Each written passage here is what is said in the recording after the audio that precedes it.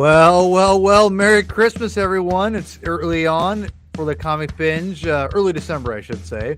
But this is going to be a fun episode because right now, this could go on for all kinds of years of Christmas gifts. This is an evergreen, you could say, a video that could go for birthdays, Christmas gifts, Hanukkah, Easter gifts, any kinds of gifts. That's what's so exciting. So we're going to be giving you all the presents, all the gift ideas for all kinds of comic book fans, whether it be new, older, whatever. It's all here. We're going to have you all taken care of. And I'm so glad to have my good friend, my very, very good friend, Mr. Chris Clow. How are we doing, sir? Holly jolly. Holly jolly Christmas. It's the first time of the year.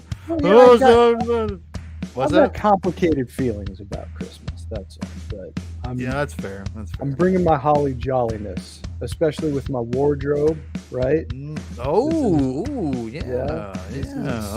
My ugly Superman sweater that I don't think is actually that ugly. So maybe I'm biased. These are, ugly sweaters are because those are ironic. I don't think that ugly sweaters exist anymore. It's all about, because they're all ironic. They have to be real ugly sweaters. Like the people have to actually perceive them to be good, to be ugly. Yeah, you can't just all just be, you know what I mean? Like, you know what I'm saying? Like you can't have if all are so, I don't know. It doesn't work like that anymore. Yeah, it used to be cool back in the day. Oh, what happened? We lost. No, I'm good. I'm good. I'm still here. All right. Plug my camera. So everyone, if you're wondering what's going on today, we have got basically, I think, a very exciting show. Again, I said before, we have lots of exciting gift ideas for everyone, for your Christmas presents for the comic book fan in your life that's young or old, or newer or older, whatever you want to say. And so today it's just gonna be me and Chris. We're gonna throw. Hopefully it won't be a long show because I want people to actually watch this all the way through for awesome gift ideas. So we're gonna go through a bunch. All right. So Chris, we're gonna spend a lot of time explaining why, but just a little snippet of everything. I'll let you go first because I think there's one main gift I think or not main gift, but a gift idea that I think it's a really good idea for everyone. But it's kind of on the nose, too, on the money, or you know what I mean. So we'll get that in a second. I'll let you go first. What is your first recommendation for a Christmas present for a comic book fan this year, or any gift ideas for any time? One of the things that I think is interesting, and I think that you'll probably agree with this idea, is that some people who might be interested in certain kinds of comic book storytelling might not know how efficient the medium really is to get its point across, to tell its story, and to have your mind go along on the journey with it. So my first thing to bring up, if you know someone who, like, if they're interested in making comics, sure, that would be great. But also if they're just more interested in understanding them, then hard to get better than understanding comics.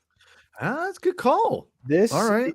This was a book that I read it for the first time in college, and I had been a comic book fan, my whole life up until that point, like most of us, right? Right.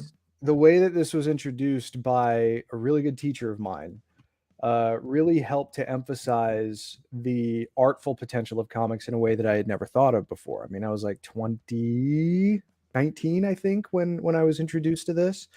And it wouldn't be long before I became a comic book retailer. And this book really did help to improve my understanding of how and why comics are such a unique and effective and powerful storytelling medium. So I can't recommend this book enough. Even, if you're interested in learning more about what comics are all about and how they work and how you've actually been reading them your entire life without maybe ever realizing that you did, this is an excellent book. Oh, Paul's having some connectivity problems. So that's probably the first one that I would bring up. And the second. Okay. Oh, yep. Oh. Then we're gonna go back and forth here. So let me. I know you were just like hanging for a while after I stopped. So that's all. Oh, I was definitely hanging. It's funny. You've already got you uploaded them already. The ones I was just gonna go for. So, well, I'll just gonna throw them up here now. Then that's cool with you because Yeah. I want to give you the first bout. So I think if you're looking for comic book gift ideas, I think there's no other better way because most people have some kind of tablet, computer of some kind, phone, if you will. Phones are getting bigger and bigger and bigger. To me, the best if the ultimate gift of for someone to get into comic books or for for get someone excited about comic books or get someone like me who loves comics doesn't have it already is to obviously give them the gift of Marvel Unlimited and or DC Universe Infinite, whatever it is from those guys from Batman Book Club.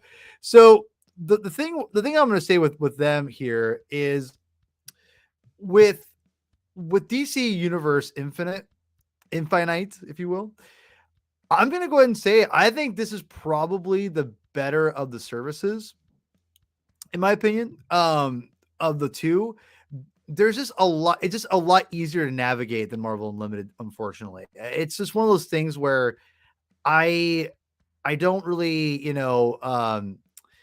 don't know. I just think it's a really good service. I think both of them are great. I think DC Infinite is probably the better, more bang for your buck as far as just be able to like navigate it because you can look up one thing. I'm not sure if you knew this, Chris, but you can look. I can just look up Action Comics 338 and it comes right up pretty much.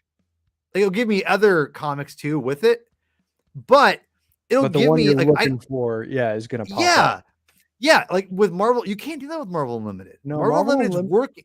for Go ahead, whatever sorry. reason, Marvel Unlimited's search process is just really unintuitive. I mean, you can't challenge the fact, like, if you just want to read Marvel comics, here's your stop, right? I mean, Yeah, this is where you go to go into the back catalog of Marvel back through, the earliest days of its history. But just in terms of usability, yeah, DC Universe Infinite, for whatever reason, has a much easier navigation path to get to the kinds of stories that you want to go to. However, one of the things that we've run into a lot on this show is that in some of our binges that are DC oriented, I feel like Marvel Unlimited might have a little bit of a higher hit rate in terms of having all the issues. And there are some really strange omissions on DC Universe Infinite, even after it introduced the Ultra tier. Like, they just added a whole bunch of stuff. There's still quite a yeah, I lot saw of that. glaring omissions that I don't understand why. But in any And event, they'll get searching is there. easy. But Yeah. well, right. And one of the things I want to talk about too, really quick, before I'll move it back to you here, is Marvel Unlimited has been around longer than DC Universe Infinite. Yes. So they have not everything, but it's at this point, I'd have to say it's 75% of its catalog at least Mhm. on there. There are things missing here or there, but it's got a lot of stuff on it too. It's just not as easy to follow as DC Universe Infinite. Like, it's really easy to follow. It gives you storylines. You can find, but I would definitely say I'd give the edge to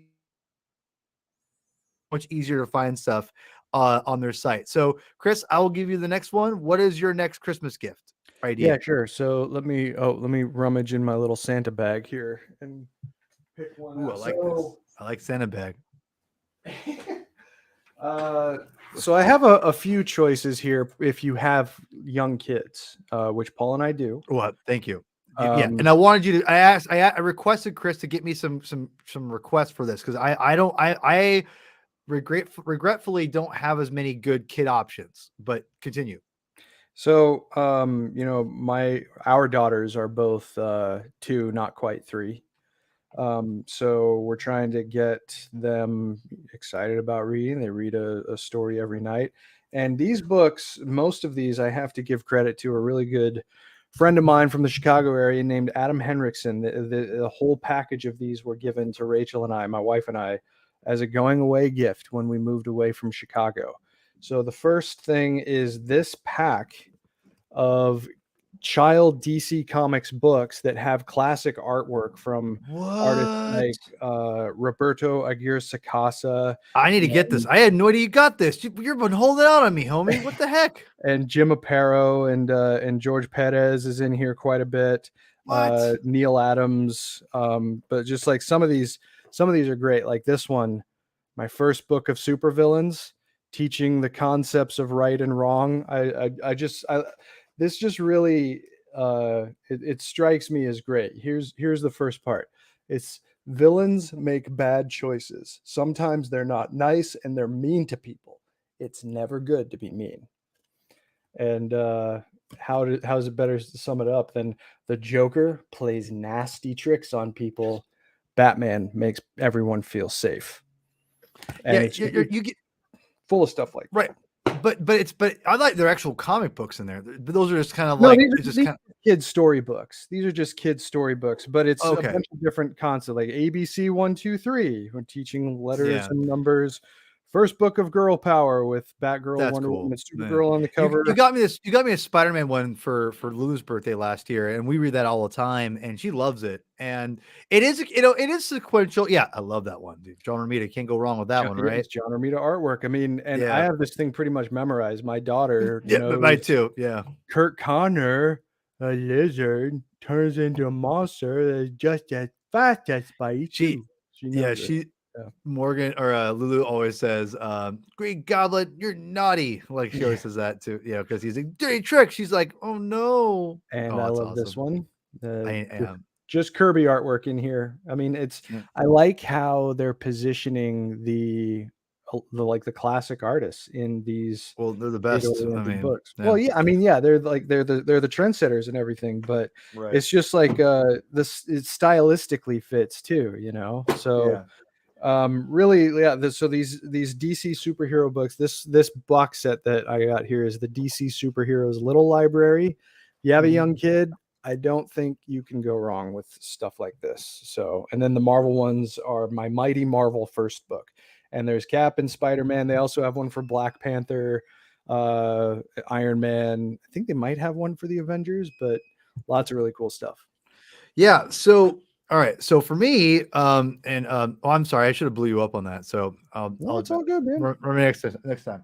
So I wanted to get comics that we can kind of rotate for people to kind of get ideas for, and a lot of my comics, and I will let people know in here that if they are meant for a younger viewer or they're all ages, that's a lot what I'll be doing, a lot of all ages stuff or older kid stuff.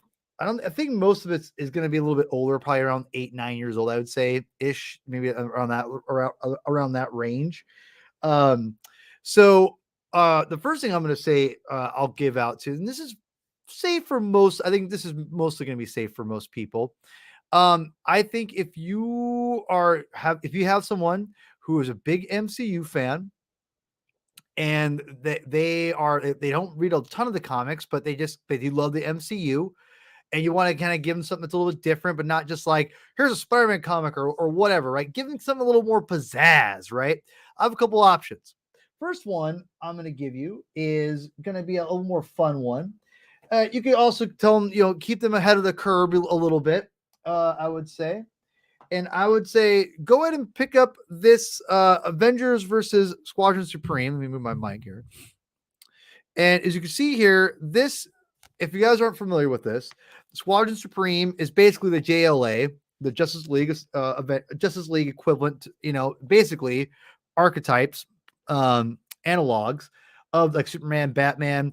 And it's Avengers versus basically just a version of the Justice League. And there's a lot of rumors going around that these characters are going to show up in the MCU phase 5 and 6 or whatever with Kang and everything. But either way, this is anyone can read this. A lot of fun. And if they don't show up, it's just basically Avengers versus JLA, and it's early on, and it's a lot of fun. So I definitely would check this out. This is a really fun gift, I would say, for people who are really in MCU. The for the comic I have later on, we'll talk about, I think, for the MCU, but I'll say that for a different area. This one's going to be Marvels, okay, by Kurt Busiek and Alex Ross. Now, this to me is for anyone. This could go for any comic book fan, really. But if you have someone who loves the MCU but hasn't really gotten into comic books, I would say this is a great story because to do it, it's all from the perspective of one person who's a photographer, not Peter Parker, and it's really from that perspective of what these heroes are like from that real world perspective. And the artwork is gorgeous. The story is interesting. It really dives into the psyche of what it would be like to have superheroes around you. And it's just a little bit different kind of an idea, but it has all the great Marvel characters in it and beautiful artwork. It's a classic, Marvel classic, obviously, for those who know the story. But yeah, if you want to get a Marvel MCU fan, something that they maybe not are used to or just a little bit different, definitely pick them up. Marvels by Alex Ross and Kurt Busiek. It's great. This is the cover. There's all kinds of different versions of this book, but I have a giant one that's just right there that I need to whip out at some point. But yeah, definitely check out Marvels for that. So yeah, that kind of concludes my Marvel MCU recommendation list for the Christmas list comic book list here. So, Mr. Clow, are you ready? Yes, sir. All right. What's your next one? As Paul knows all too well, I have fallen deeply into the omnibus trap recently. Yes. Yes. I have been bolstering my library maybe a little too significantly with omnibus volumes. But it just occurred to me too that, I mean, look, if you want to go with like the online reading service options, then all that stuff is there. I tend to really value, a tangible physical book, especially one that has everything that I need in it, that has been mapped out by the people who know the stories and whose job it is to take care of them through the eras. And there was a recently reprinted volume of the latest Death and Return of Superman omnibus, and this is a big boy. This has a lot of pages in it. I did have a volume that was printed of this story back in 2012, I think, but it was missing stuff. This one is more comprehensive. I think DC has really improved the quality of their omnibus volumes in recent years. So just on that basis, this is a little bit more durable. And I think it's a really nice minimalistic design of the Superman 75 cover, but it's the whole kit and caboodle from Doomsday breaking out up through the final confrontation with Hank Henshaw and the other nefarious forces here. But one of the most definitive stories of the 90s, certainly, just passed its 30th anniversary. If you know someone who's a comic book fan or who became one with the death of Superman, which is a lot of people, it's hard to go wrong with the entire story in one phone book sized tome. And really quickly, I have like two different. Doesn't have Reign of Superman in it, does it? Yeah, it does. This is everything. This is Death and Return, so it's everything. Oh wow. Yeah. Okay. Yeah, because I have like two trades from other older, like before. I think they're before 2012. I want to say maybe it's not. I don't know, but they're two giant phone books, almost each one like that. But it's not quite an omnibus, thankfully, because I'm not a big omnibus guy. And the nice thing about omnibuses, though, too, is that the trim size is larger. These are deluxe size, so the artwork is just blown up a little bit more, and it's beautiful. So. Yeah, and this is for someone like me. Like I love physical. Obviously, this is all about physical media and how much we love it. And you definitely you'll, in my opinion, I think you appreciate the medium of comics more effectively through physical media because of having the two pages and together. To be honest, but again, like you said, like digital, I read digital. I read all digital Saturday. Literally read digital all day. It was awesome. I can fly through digital. I just seem to like just accept and really absorb the physical media more. But yeah, I'm excited. We'll eventually do episodes for Death and Return of Superman, and I'm excited to do that with our new Superman sub series, which will be returning this month. So anyway, so for me, I do have there's a couple books here I'm going to talk about that are I think this one is, in my opinion, if you have someone who loves Spider-Man, really in No Way Home, or Venom, who loves both of those characters and can't get enough of them, and they want more, more, more, more, and they haven't read a ton of comics, or if they have read a ton of comics or whatever, I think this next present gift idea I think is a great one. This is the very, very accessible Birth of Venom, which chronicles all of basically the origin of the original Black costume, and then it goes from the Black costume into Venom and their first kind of interactions together. And it's a pretty efficiently like compacted, as you can see, it's not super giant, it's not intimidating for a lot of people. This is great for people who love Spider-Man or have a ton of comic books. I definitely recommend this. This is great. I've read all of this, and this is super efficient. This is all a lot of fun, very 80s. I love it. Yeah, I this for people who are big Spider-Man Venom fans. It's accessible. It's not too expensive. You can get it used, new, pretty cheaply, and it's a lot of fun. David Michelinie, Tom McFarlane, Ron Friends, all kinds of great artists in here. A lot of fun. Some of the best Spider-Man comics maybe ever in this comic book, in this collection. So potentially, arguably. So yeah, Spider-Man Birth of Venom, pretty close to, I think it's safe to say this could be an all ages book, I think, maybe for the most part. So, but yeah. Okay. I would say it's borderline. But okay. Either way, if you get it for an 8-9-year-old, I think it's pretty safe. If you let them watch the MCU, I think this is pretty sure. So, yeah. Spider-Man Birth of Venom. For the Spider-Man fans out there that haven't read a ton of comics, this is definitely some of the a great starter kit, you could say. So, do you agree or disagree, Mr. Cloud? No, I agree with you. I mean, it's arguably one of the most definitive sets of Spider-Man stories that's come along in 30 years, right? I mean, there's a reason why those books are so enduringly popular. And why not find out for yourself if you've never read them before? Or, if you know someone who's a big fan, then toss them into the deep end. They'll have a good time. Uh-oh. Did we lose Paul? Oh, nope, there he is. He's here. Okay. Internet, gotta love it. Yep.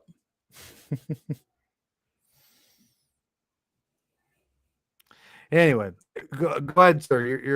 You're next. Yeah. So, wait, which thing is it? Oh, it's this. Which one is it? You're gonna need to change the screen. I'm not sure which format it is, but got another omnibus volume for you this time for the other side of the aisle, so to speak. Now, when it comes to choosing like a story that just has legs to it and that certain people can really sink their teeth into, I've made no secret about it. Anybody who's ever paid attention to things that I've said over the years knows that Captain America is my favorite Marvel Comics character. The easy recommendation in virtually every case is Ed Brubaker's first Captain America omnibus. And because it's easy, I just kind of decided to forego that because I think a lot of people have read it, deservedly so. It's a wonderful run. I'm not trying to poo-poo the run or dismiss how great it is. I'm a big believer in that run. It's one of my absolute favorites. But I am still continuously impressed by what followed it, which is Captain America by Rick Remender. Remender had the extraordinarily unenviable task of following Ed Brubaker's run on Captain America. And that is not an easy thing to do. I think most people really, when it became clear that Brubaker's time had come up, no, the book wasn't nearly as well loved as it was during the height of Brubaker's run, or even during his time where he had Bucky primarily as Cap. But it was hard to say goodbye to him. I mean, that was a long stretch. It was close to 8 years that Brubaker put his stamp on Captain America. So how could you possibly follow that up? Well, the thing that Rick Remender does, especially at the beginning of this, is that he doesn't even try. He doesn't even try to follow up anything that Brubaker did, because how could you? It's like following Elvis. So he decided to come up with a story that was very much rooted in the storytelling strengths of comics. It gets a little weird, it gets a little crazy, and it gets a little sci-fi involved, especially at the beginning. As time goes on, it kind of normalizes a little bit into what you might have been used to during Brubaker's Cap run. But the thing that Remender really excelled at is just very, very strong storytelling. When Rick Remender was really the driving force behind the Marvel Universe, really like starting at the end of Avengers versus X-Men, where he had a team that united both sides of that in Uncanny Avengers and in Captain America. It was a really interesting time to be reading Marvel Comics, and it felt like it was a departure in a way that maybe Marvel hasn't often had in their titles over the past decade. Uh, and I'm sure that there's specific exceptions to that, maybe that I haven't even read yet because my backlog is a little bit too high. But I can't recommend Remender's Captain America enough, largely because, as well, this is the beginning of Sam Wilson's time as Captain America. So you go for about 25 issues thereabouts of Adventures with Steve Rogers before there is a something happens that requires Steve to hand the shield off, and he hands it off to his chosen successor. So it's a really solid set of stories that kick off Sam's time as Captain America, but it's also just, I think it's a uniquely uh, kind of weird, but also just strong series of Captain America stories. So if you have a Captain America fan in your life, and they've read Brubaker's run, and maybe they've even read some other more recent stuff like Ta-Nehisi Coates' run, or even if they're reading the current book right now, but if this is in their blind spot, which is probably a little more likely to be, then I don't think you can go wrong with the Captain America by Rick Remender omnibus. And I don't think Paul is back yet. So what I'm going to do is I'm going to get another book.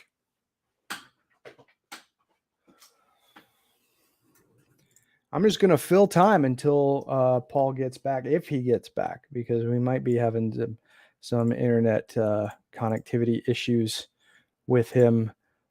So Batman. Batman, when I was a comic book retailer, I found that it was really difficult to try and point people in the right direction for arguably comics' most popular character. You know, we can have debates about the particulars, but really at the end of the day, everybody knows who Batman is. And if they're interested in walking into a comic book store, chances are they'll probably be interested in reading some kind of a Batman story. So, you know, I debated this. I've bought a lot of Batman omnibuses over the past several months. You know, Grant Morrison's, I bought all 3 volumes of that, and that's one of my all-time favorite Batman runs. But in terms of a run that might be less consumed these days, at least, I think I have to give the nod to Batman by Paul Dini. This is a really solid omnibus that stretches into it's interesting because it goes from right after Infinite Crisis, and it extends beyond Batman Reborn when Dick Grayson took up the mantle. And there's just a whole set of stories in here. Largely, the artistic collaborator, the most constant one is Dustin Nguyen, who's got just really great quasi-stylized but extraordinarily dimension-filled pencils in here. This is his cover, and I mean, I just love the dimension that he puts on this, from the foreground and into the background, and the pastel-y kind of look to the way that it's painted. I love this cover. But there are so many great stories in here.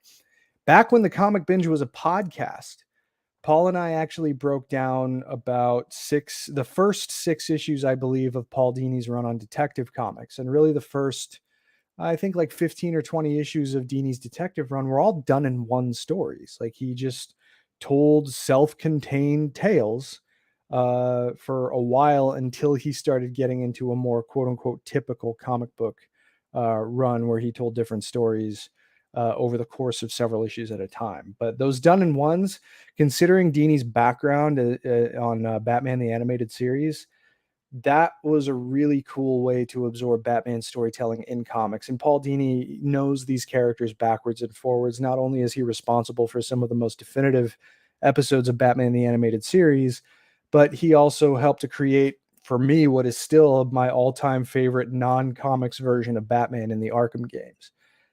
He wrote the stories for Arkham Asylum and Arkham City.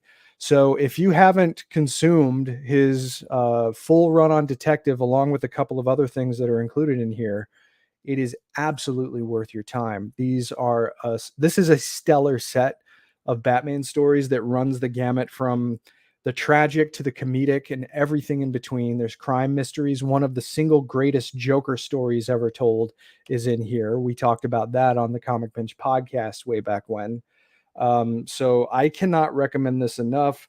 Other artists include, Derek Friedolfs and Don Kramer, who should be a familiar name for DC Comics fans, especially if you've read JSA. Batman by Paul Dini Omnibus. I cannot recommend this volume enough.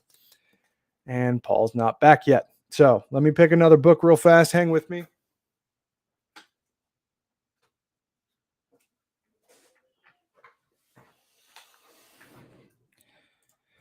I was kind of counting on Paul to balance out my my Marvel and DC picks, but since he's not here, this is going to be a little more DC heavy than people might have thought. So, oh wait,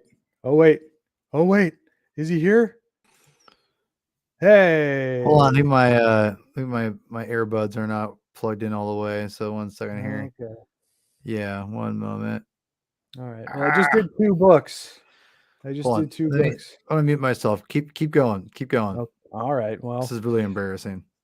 I guess I'm going again. Okay. So with the DC Comics pick yet again,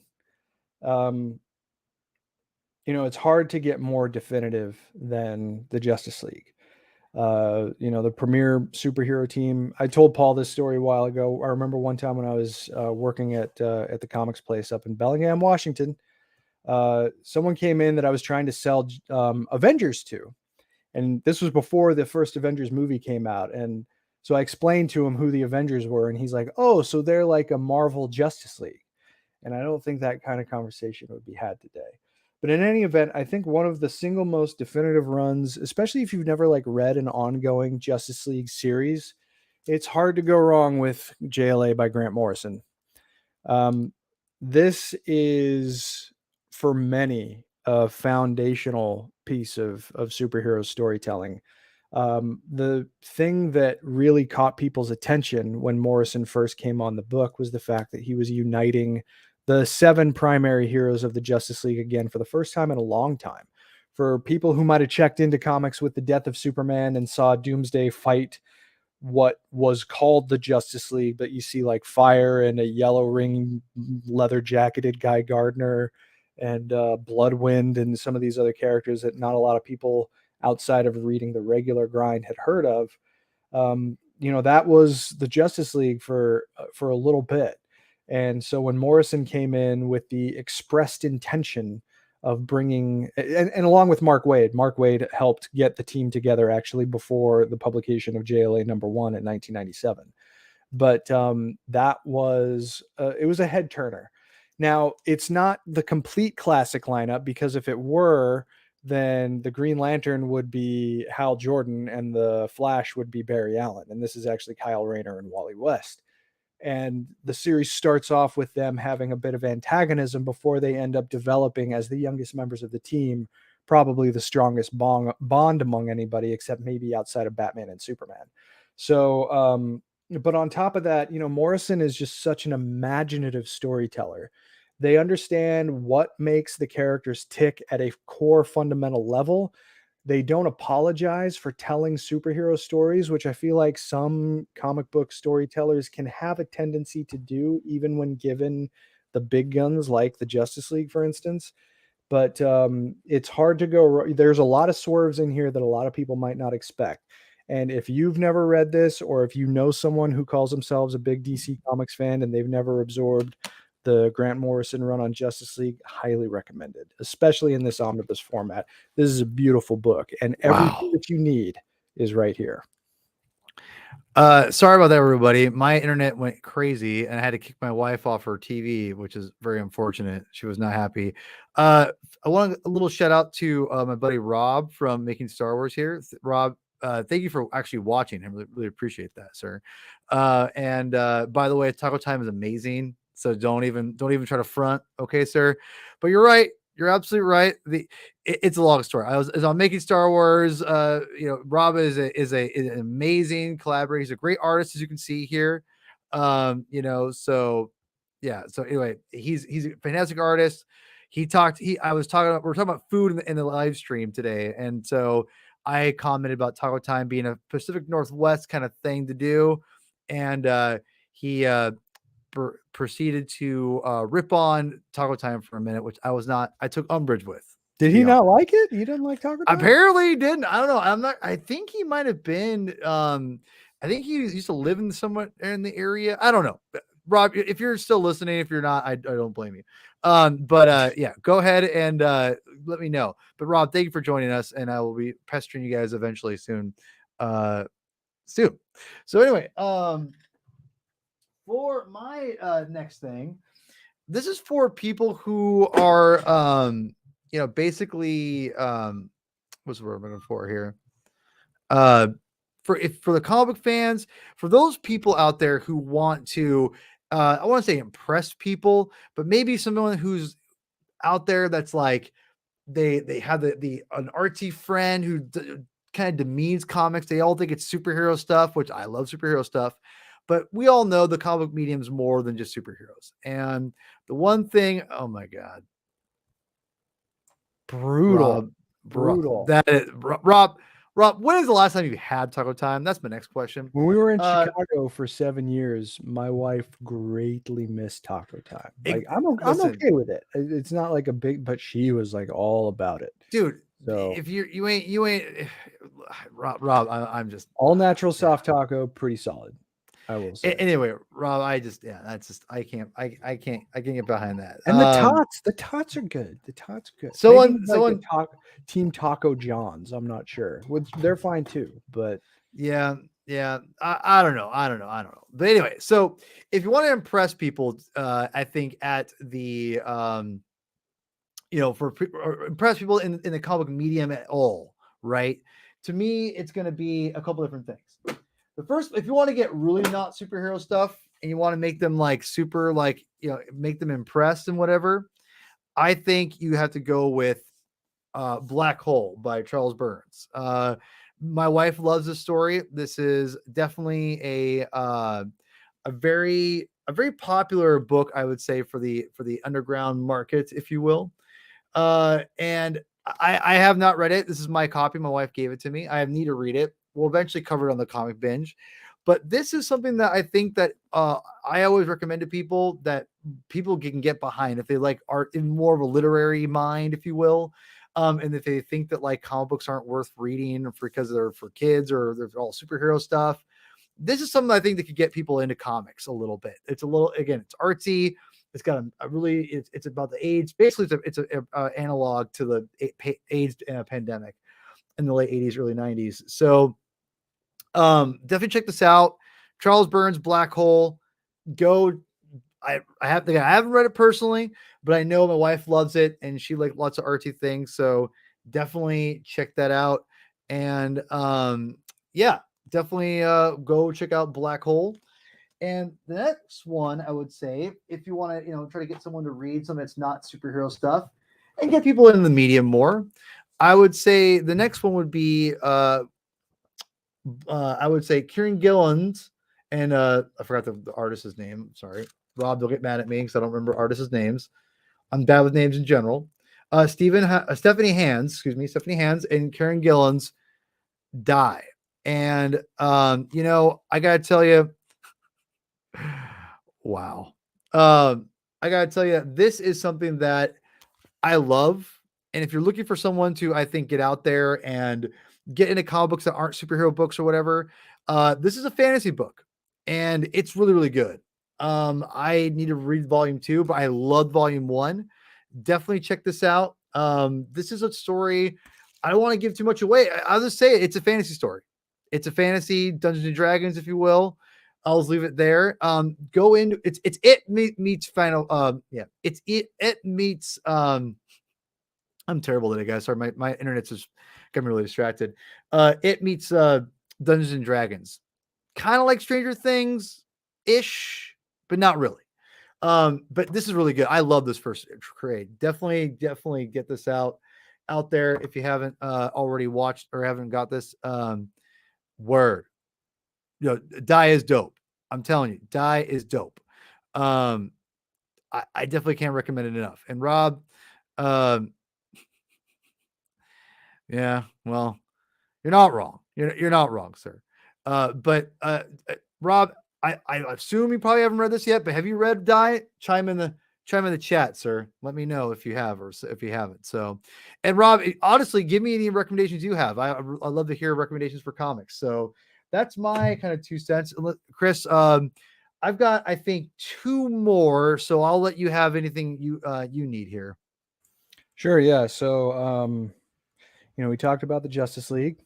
The Justice League they're the here and now. They are the premier DC Comics superhero team. In a lot of ways, they act kind of like a strike team.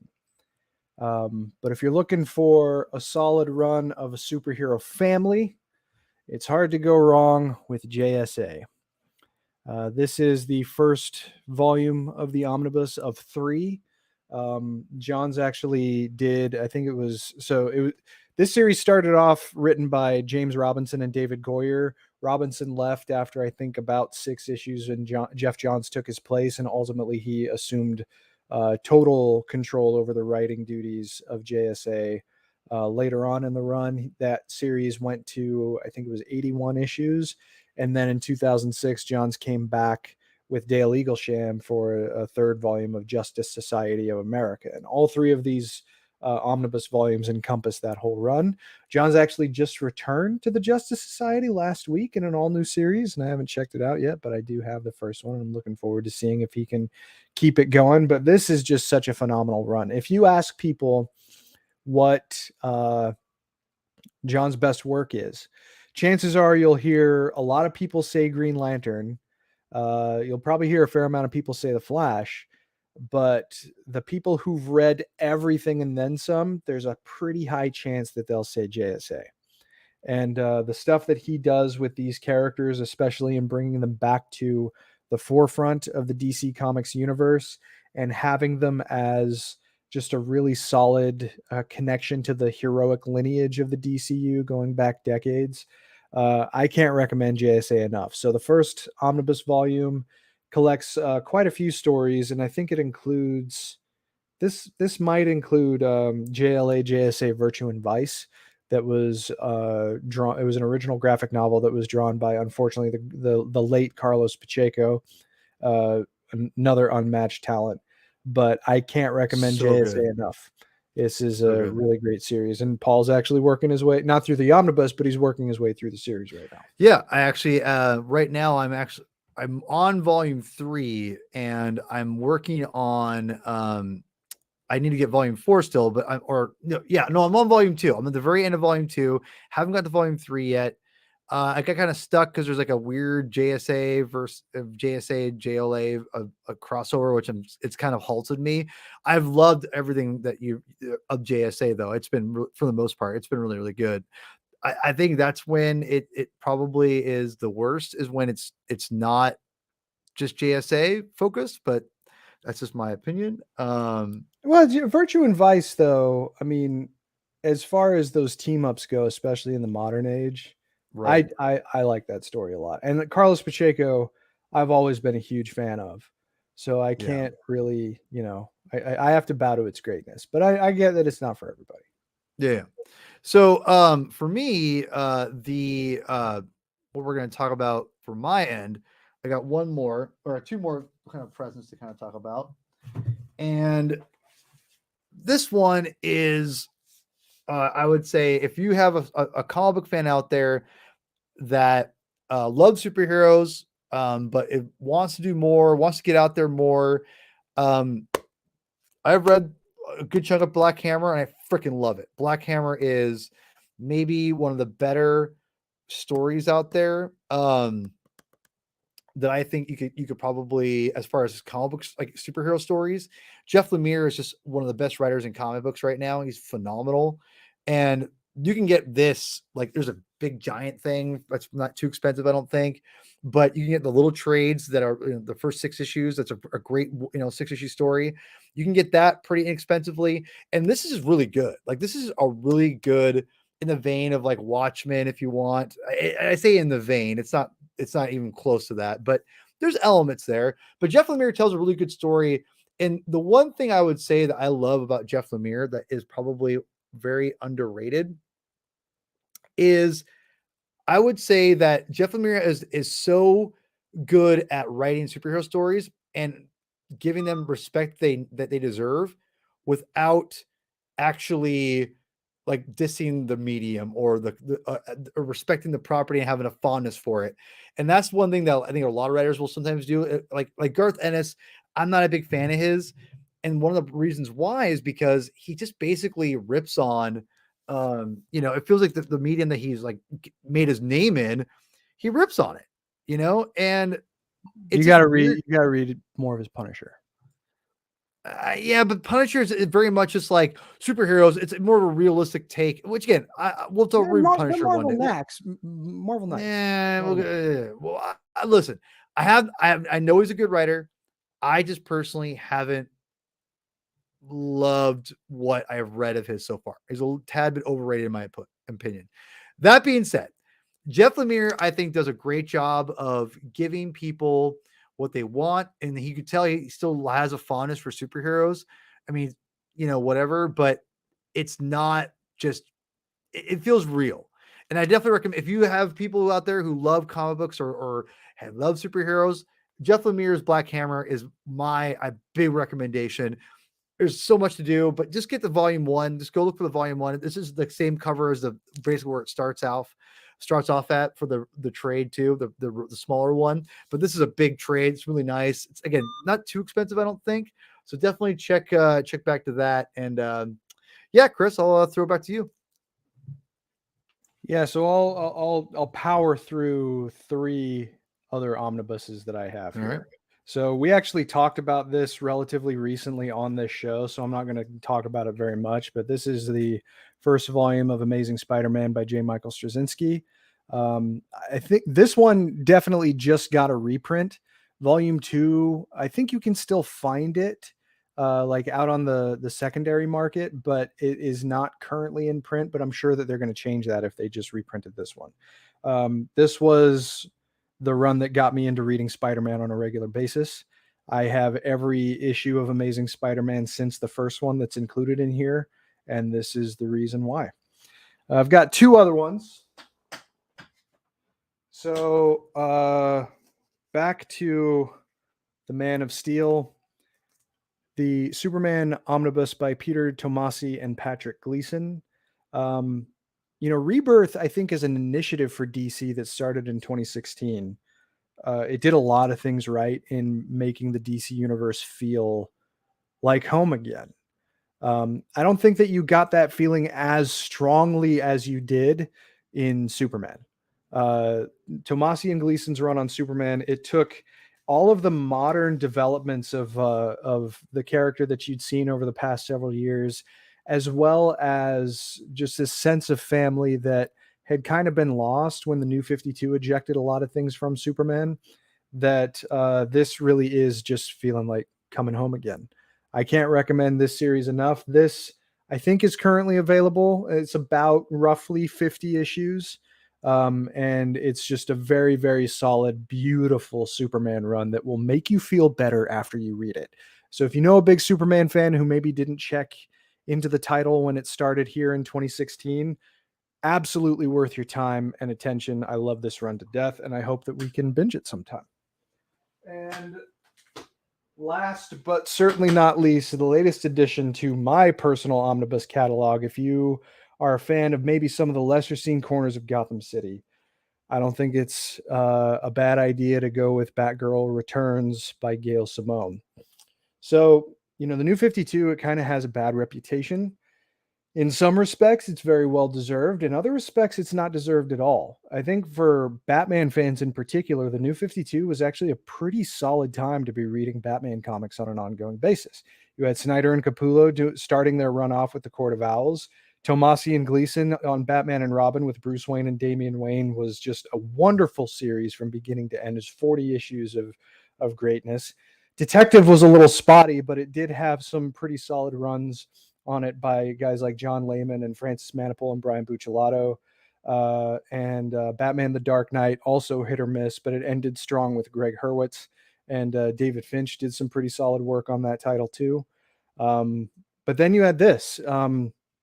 So for a long time after, between the Killing Joke and the beginning of the New 52, Barbara Gordon was no longer serving as Batgirl because she had developed into Oracle. And one of the things that Gail Simone did when she came on to Batgirl was she brought Barbara back to prominence. It was a little bit controversial at the time that she did it, but I think she did it with a lot of care and attention.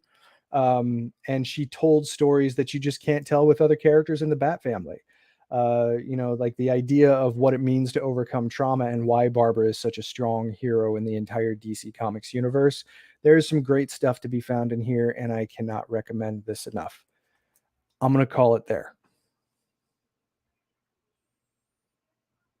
But Paul might not be around. Oh, wait. No, there he is. No, Rob had mentioned something. Rob, if you're still watching, I have some very interesting things for you. So, I just want to throw him in here really quick. He said Savage Dragon Ultimate Collection Volume 1. It's funny you say that because I have 2 through 5 I have OG here. I thought this was very interesting. I'm curious to see what you think. I have these, my friend, and yeah, a lot of fun stuff there. I'm actually a big Savage Dragon fan, and I do plan on doing a binge eventually of all Savage Dragon. I have a funny story about it a little bit there about Erik Larsen. I'm a big Erik Larsen fan. Love his work for the most part, and yeah, it's one of those things where I love him. So yeah, definitely recommend that as well. I agree. Yeah, the Ultimate Collection I think is all colored though. I believe so. The black, yeah, because I have the black and white like phone book editions. He's going back and reprinting them in color, which is cool. And then you also said Flash. Ooh, yeah, word. Runs of the Family. I don't know if is that again, Rob. I'm not sure if you're still watching, but is that part of the Mark Waid run that Runs of the Family? Or Chris, maybe you can answer that question. I don't know, but definitely recommend Impulse and Flash. Love that stuff too. I do need to read some Chew. I've heard good things about Chew. So I think that Chew is that Jason Aaron? No, it's John Layman. Okay, yeah. I've heard good things about that as well, so I need to check that out. Invader Zim, not sure about that one, and Delicious Dungeon Manga. I don't know what that means. That makes me a little nervous. What does that mean? You got me. All right, yeah. All right, Rob, if you're still in here, let me know what that Delicious Dungeon manga is. Manga, excuse me. Anyway, yeah. So yeah, definitely recommend. I like Savage Dragon, but it's a little more not for kids. I would say it's more older teenager stuff is what I would recommend that for. Yeah, definitely. Black Hammer. I mean, anything Jeff Lemire does pretty much is good. I have not read anything by Jeff Lemire that I have not liked. But yeah, definitely recommend Black Hammer. It's super good. Love it. Get into it. My last bit of information, my best is more for the hardcore comic book fan. If you have comic book fans out there that you want to buy for it, you really want to get in the nitty gritty, I can't recommend these enough. And these are, I have one last thing. I have two last things. I almost forgot. What happened? There it is. Okay. One last thing. This is not what I was referring to, but really quickly, if you're out there and you want to impress, if you wanted to impress, not impress, but if you want to get out there and really give a Superman fan or someone who's growing to love Superman, some love, I definitely recommend Superman Birthright. This is I will definitely be reading this eventually. This is a great kind of like first Superman story in my opinion. I think it's safe for kids, to read. I would say, Chris, you can chime in on that. It There's a seems couple most, of instances that are maybe a little scary, but overall, yeah. yeah, I would say it's safe. Nothing crazy. This is a great first Superman book. I read this. I got really back into comic books actually when I was in my early 20s, and I got really into Superman because of Smallville. And I went out and I picked this up just because it was like, oh, I know Mark Wade. So I picked it up and I realized it was like kind of like its own like kind of universe kind of thing. And I gotta tell you, I love it. I haven't read it in a long time, but we're gonna cover it in the binge eventually. I'll get Sean from Legends of Grayskull on here. I told him I'd call him up on it. Sean's awesome. He loves the story, and this is a great story. This could be a very underrated book in my opinion, a little bit. And people don't talk about it enough. So, and they just came out with the new brand new edition that people love apparently. So, definitely recommend that. But and really quick for Rob had a rebuttal here. A rebuttal. Oh, okay. Oh. Oh, that sounds really fascinating. I meant to put more manga on here to be honest. I need to read more. Sounds like Rob, you know more manga. I may have to pick your brain and make you come on here just to recommend manga to me. And if you're still watching, again, Rob, appreciate it. Have you read any Biomega? I'm curious if you read. The artist guy I've been working on my comic with, who's been again Space Demons Volume 2 or Volume 2, Part 2, eventually coming. It's been crazy. But he got me turned on to Biomega. I got really into it. So uh no, I would say teens, kids. This is for everybody. It's not really one thing. So you're good. But yeah, definitely I definitely recommend Biomega if you haven't read that yet, Rob, too. Biomega's sweet. We'll do Owly that in is the binge awesome for eventually. kids as well. Yeah, he's absolutely right about that. Yeah, right on. And Chris, yeah, it's super good. It's It's super good. getting a new deluxe edition hardcover in a couple of weeks. Birthright. Yeah. So the last bit, this is for the hardcore comic book fan. This is for people like me and Chris. And because Chris, I'm pretty sure you don't have any of these. So I know if Chris doesn't have these, then these are, if you want to really get like impress someone and be like, how did you hear? This is cool. To me, all you have to do is go online and go to a little something called Tomorrow's Publishing. Ah, yes. And you can't really see it very well, but Tomorrow's Publishing is basically like just like informational books about people who made comic books, the writing, the art, the stories behind it, the stories behind the stories. Like this one right here, this is the Batman Batcave companion about the basically the transition from the Silver Age Batman to the Bronze Age Batman, which is the 70s. And the guys who made this book basically interviewed all the writers, the artists, and just the evolution of the character basically from the Silver Age to the darker Bronze Age. And I've read the whole thing, but this is just amazing. I have a ton of these. This is one you'll be into. The comic book Implosion, about the DC implosion when DC put out a bunch of titles and had to cancel a bunch of them. All about this is great. I've got a ton of them that I haven't read. They have a lot of artist focused ones where the artist is interviewed about their work. Jack Kirby has a whole line dedicated to him. That's crazy. These go deep into the characters, the artists, the writers of whatever they love. So there's like a Teen Titans one for Marv Wolfman and George Perez, which I need to get. So yeah, if you have comic book lovers out there, this is for you. What you need to get from is Tomorrow Publishing. Like this is not this specifically, but you want to look for the where is it here?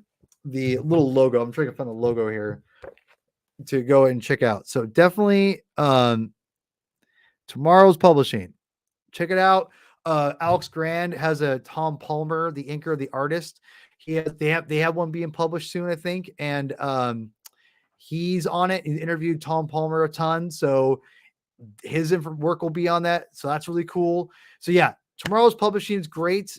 Definitely check that out. And yeah, this about an hour. It's what I wanted to do. Chris, any last thoughts?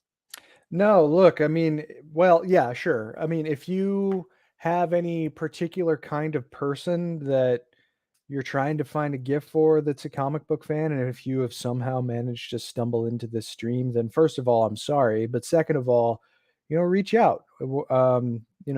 I used to do this for a living, and Paul has been a fan for his entire life.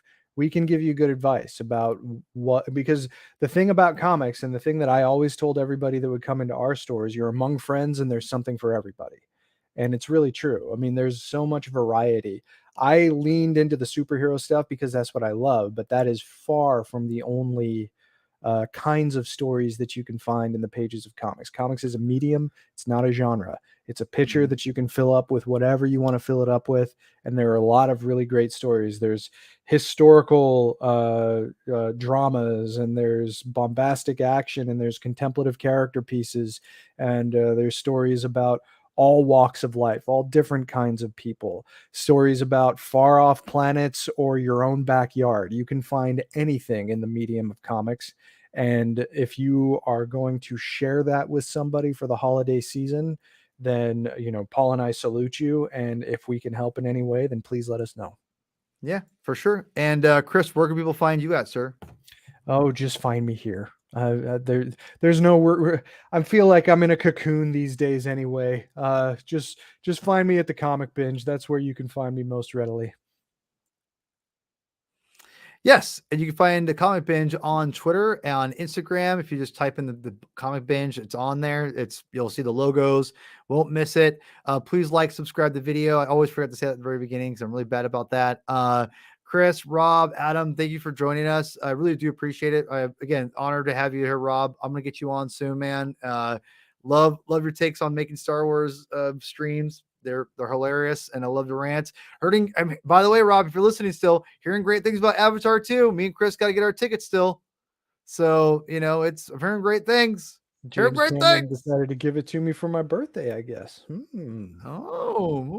Okay. Anyway, so yeah, next week, a lot of great stuff. Well, thank you. Well, that's very nice. Mr. Chris Evans, really want to say, I want to appreciate this. Thank you so much, Chris. Really appreciate you showing up, sir. Thank you, Adam. So everyone, please hit like, subscribe. Again, appreciate everyone joining us. And Chris, will you take us out, sir? Read more comics. All right. See y'all later. Bye.